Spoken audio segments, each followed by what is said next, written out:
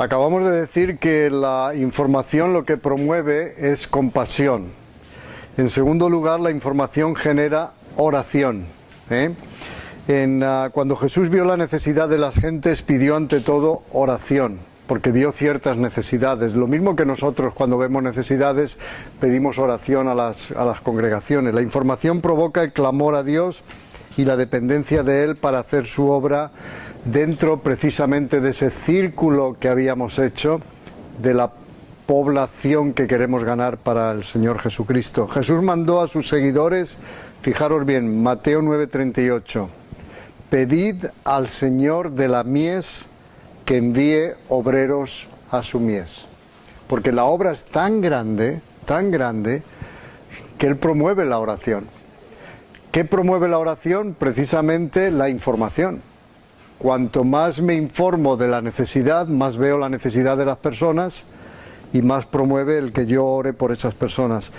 ¿Es este un mandamiento solo para gigantes espirituales o para todos los seguidores de Jesús? ¿Qué creéis? Para todos. Exacto, para todos. ¿Cuándo tu iglesia ora? ¿Cuáles son los motivos de oración habituales?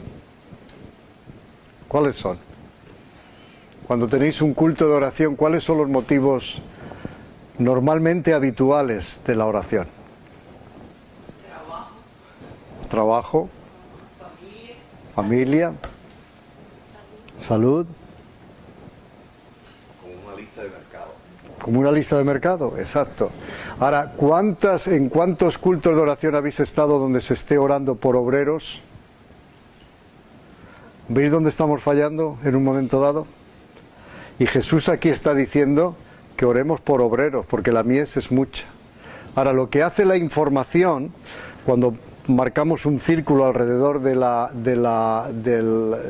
área objetivo que queremos ganar, la información lo que hace es promover la oración. Porque vemos una necesidad tan abrumadora, que lo único que queremos es ayudar. Y entonces nos damos cuenta de lo que Jesús dijo aquí: orad porque haya obreros para la mies, porque la cosecha es enorme. Pero en cambio, en muchos de los lugares cuando nos reunimos para orar, lo que menos se ora es por obreros y por la gente que está necesitada. Oramos por la pierna del hermano que le duele, la cabeza que tiene un dolor tremendo, cosas de este estilo. Pero olvidamos lo que es. Está bien orar por todo ello. Yo no estoy diciendo que no oremos por el hermano que siente un dolor. Lo que estamos diciendo es que se nos olvida en esa lista que deberíamos de hacer de oración ciertas cosas que son importantísimas. Por ejemplo, pide tu iglesia a Dios que levante obreros para su mies, y si no lo hace, ¿por qué no lo hace? Pablo en Colosenses habla de que pueda hablar el evangelio con valor, con denuedo, que pueda expresarse bien. Exacto, que lo pueda hacer bien. Ahora, la información también inspira la visión para establecer iglesias. Por ejemplo, una buena colección de datos moviliza a los que Dios, en respuesta a la oración, ha llamado a participar en la fuerza de cosecha. Es decir, una información inspira la visión para establecer iglesias. ¡Wow! Todo eso es una necesidad que vemos ahí, y no hay una iglesia que supla las necesidades de esta gente. Inspira visión. Después que Jesús mandó a sus discípulos a orar, los envió a recoger la cosecha que esperaba. Lo tenemos en Mateo 9:36 que hemos leído antes. En otra ocasión Él envió nada menos que a 70 de sus seguidores, con el mismo mandamiento de orar. Ahí lo tenemos en Lucas, en el capítulo 10. ¿Tienen las personas de tu iglesia un claro sentido de las necesidades de la gente de su área? ¿Tiene tu iglesia ese claro sentido de las necesidades de la gente donde está ubicada la iglesia? Por ejemplo, aquí hay una iglesia. ¿Siente nuestra iglesia aquí las necesidades de la gente alrededor?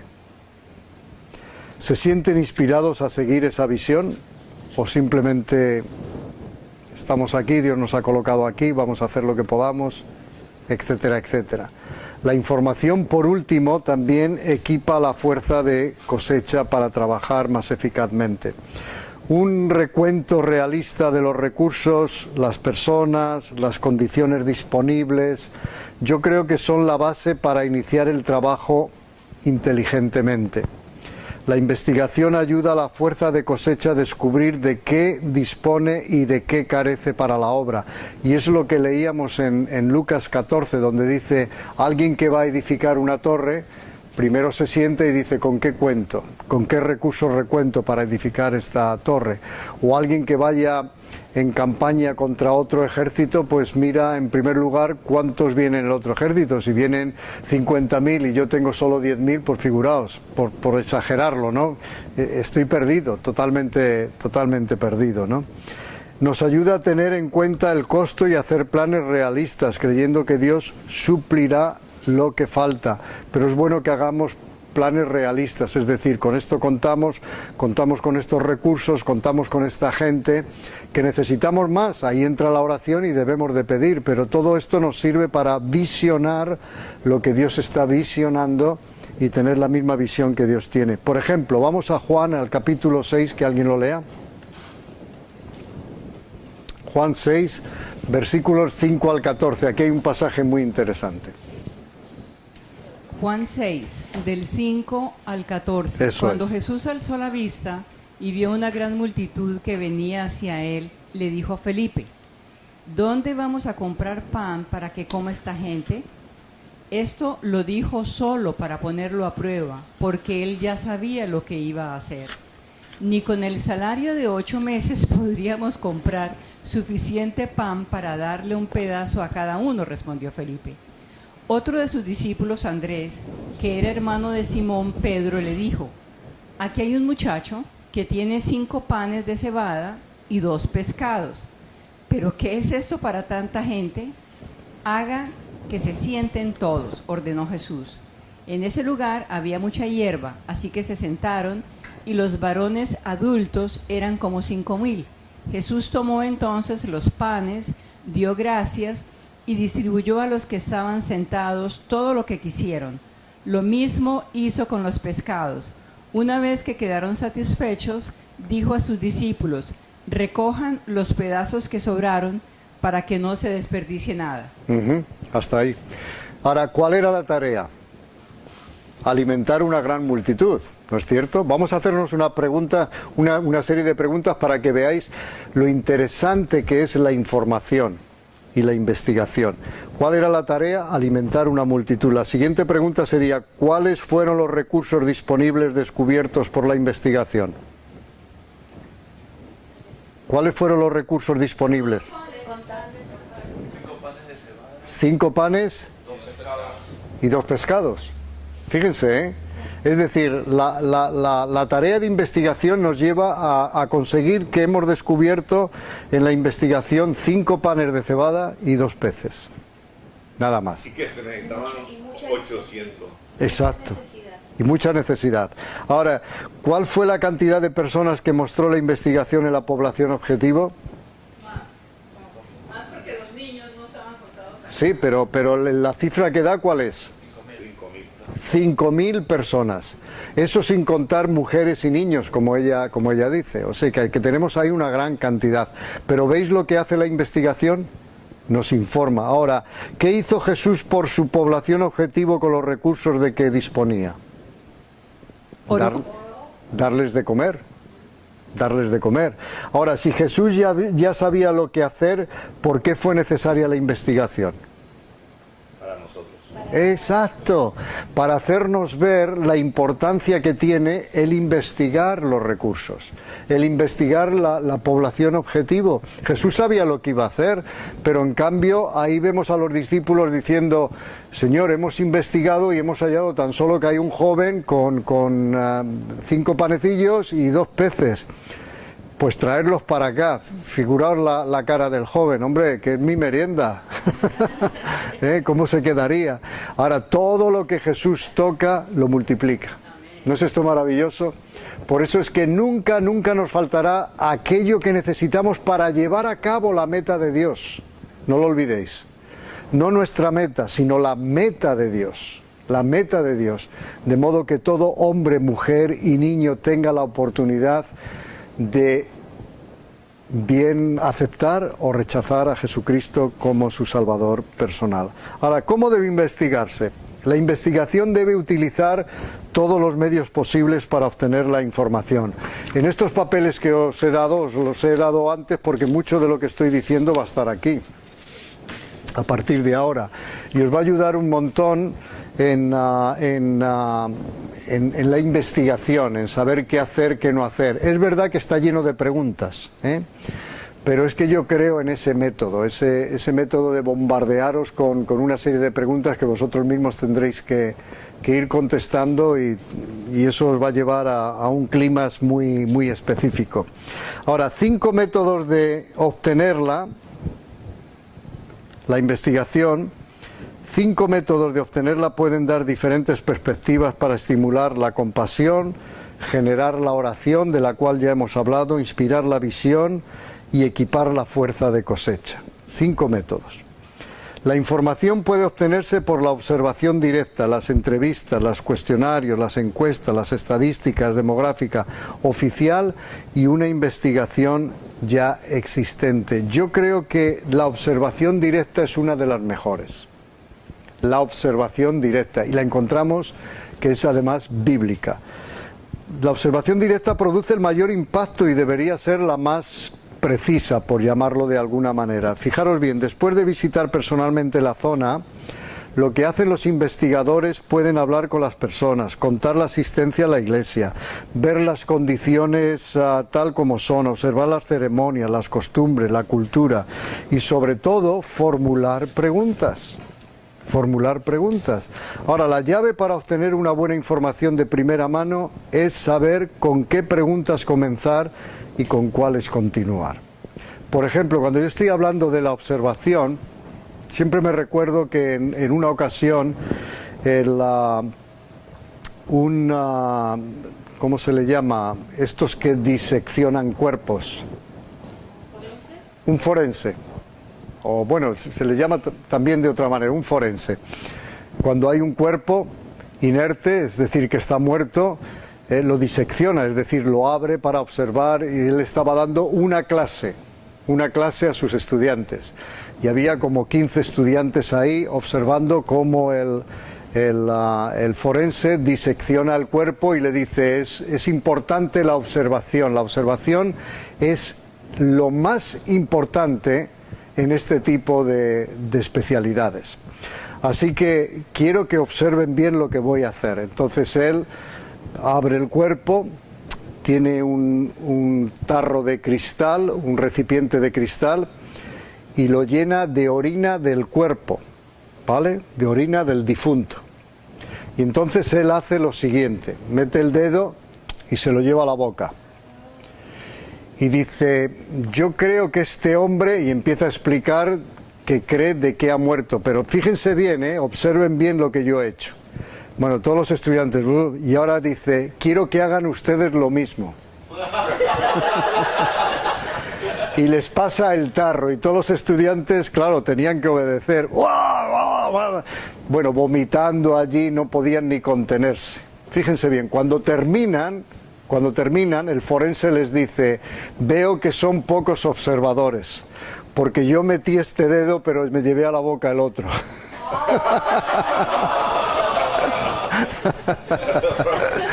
¿Han visto la importancia de la observación? Y esto lo acabo de decir antes de que comamos. Bueno.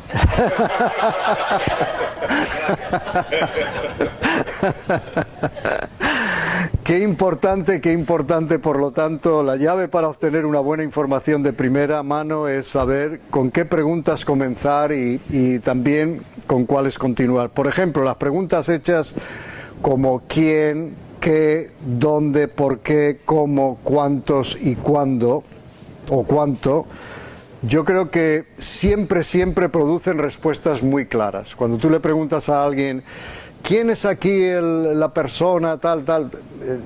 Las respuestas siempre son claras. O cómo hacen ustedes, siempre son claras. Pedir explicación de las respuestas nos ayudará además a hacer más claro aún el cuadro consultante. Es decir, si yo encima les repregunto, valga la redundancia, ¿qué has querido decir con esto? Pues eso me ayuda a mí a evaluar todavía más lo que están diciendo. Esta clase de investigación es también una herramienta excelente para establecer y desarrollar relaciones personales, porque vamos conociéndoles personalmente con este tipo de preguntas. En segundo lugar, ya no es solo el observar, sino las entrevistas. Esto lo tenéis, me parece que aquí he puesto algo de ello. Entrevistar a personas que tengan un conocimiento directo de la zona objetivo puede ser de gran ayuda. Por ejemplo, yo me he acercado a personas mayores de edad y les he dicho, ¿usted vive aquí? Uf, yo nací en esta ciudad. ¿Y cuántos años tiene usted? 80 años. Fíjense si te pueden... Es una fuente de información. Es una fuente de información. Te va a informar de lo que no te puede informar un joven. ¿Te das cuenta? Te puede informar de todo aquello que deseas, de todo aquello no solo que deseas, sino que además necesitas oír. También ayudará a conocer detalles que un observador de otro lugar pasaría por alto. Es bueno si alguien ya ha hecho una investigación de esa ciudad, pero no ha hecho nada con la ciudad, sería muy interesante que nosotros recopilásemos esos datos, le pidiéramos que nos pasara la información de lo que él averiguó, porque a lo mejor en el transcurso de unos meses o inclusive 2 años podemos hallar cosas que él halló que ahora no están en la ciudad y nos pueden ayudar mucho en el transcurso de la información. Al entrevistar a alguien es necesario saber claramente qué información buscamos. Y no solo eso, sino tener preparadas las preguntas que se refieren al campo y a la fuerza de cosecha. Yo diría que en todo este tipo de preguntas las tenemos que llevar un poco memorizadas, porque si nos ven que las llevamos escritas es como que ya se pierde ese contacto personal con la persona, ¿me entiendes? Si yo me siento con una persona en un banco que está ahí en un jardín precioso, yo no tengo que sacar un papel y decir, oiga, ¿y usted qué cree de, y cómo piensa usted que? Pues cree que le estoy entrevistando para algo y no, pero si yo hago estas preguntas en el transcurso de una conversación, la cosa cambia totalmente, la cosa cambia y se abre la persona a explicarme, pero si él me ve con un papelito y que estoy anotando, pues la verdad es que pierde ya todo el interés en hacerlo. Por eso las preguntas, leyéndolas de una lista, dará a algunos la sensación de estar siendo investigados o pasando un examen, lo cual puede intimidarlos. En tercer lugar, cuestionarios y encuestas. Por ejemplo, aquí me parece que puse algo. Sí, por ejemplo, conceptos acerca de Dios, lo tenéis ahí. ¿Creen en Dios? ¿Qué creen acerca de Dios? ¿Han oído acerca de Jesucristo? ¿Qué saben de Él? ¿Creen en el cielo y el infierno? ¿Creen en los ángeles? Etcétera, etcétera. Créanme que hay gente que cree más en los ángeles que en Jesucristo. Hasta llevan un ángel en el coche y créanme, no es la suegra.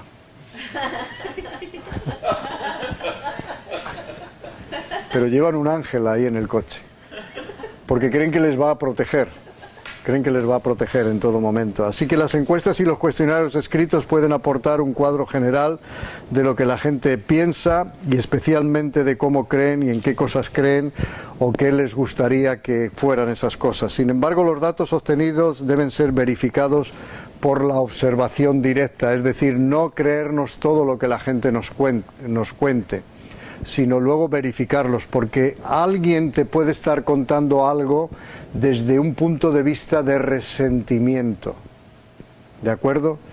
Por ejemplo, te puede hablar de los políticos aquí, tal y cual, porque a lo mejor es de un partido político en especial y el partido político que gobierna es de otro partido. ¿Entendéis? Y entonces hay un resentimiento y te está hablando desde un punto de resentimiento, entonces eso no tiene validez ninguna en este. Ahora, ¿crees que tenderían a informar de cantidades mayores o menores? ¿Por qué digo esto? Vamos a poner un ejemplo. Vamos a suponer que preguntamos a 10 pastores cuál es la asistencia dominical promedio a sus cultos. Y después que nos da la respuesta, ve a sus iglesias y cuenta a los asistentes, a ver si coincide. Va a ser muy interesante. ¿Cuán grande piensas que sería la diferencia entre los que tú conoces y los que te ha dicho? Lo que yo estoy diciendo es que debemos de verificar siempre la información. Si yo pregunto a 10 pastores, ¿cuál es la asistencia a tu iglesia? Siempre hay una tendencia a decir más, o a lo mejor menos, de los que realmente van a la iglesia. Ahora, si me dicen más y yo verifico y voy 1 o 2 domingos a su iglesia y veo que la cifra no eran 150, sino son 50 o son 70, ¿te das cuenta? Lo que estoy diciendo con esto es que hay siempre una tendencia a lo mejor a exagerar, o a lo mejor a decir, es cierto que a lo mejor tiene 150, pero la asistencia solo al culto asisten 70. No los 150. A esto me refería, que es bueno verificar lo que estamos haciendo. Y la siguiente son las estadísticas demográficas oficiales, que eso ya lo hemos consultado antes.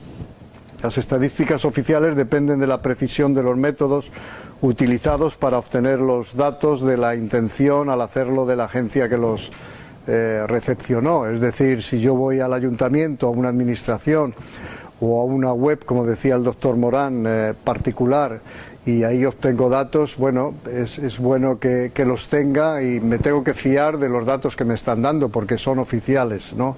En este sentido. No obstante, son datos muy valiosos y aportan una idea general de cómo comparar la situación en la zona con la que muestran los datos de uno mucho más amplio. Es decir, yo puedo hacer una encuesta en la población que al mismo tiempo la ha hecho el ayuntamiento.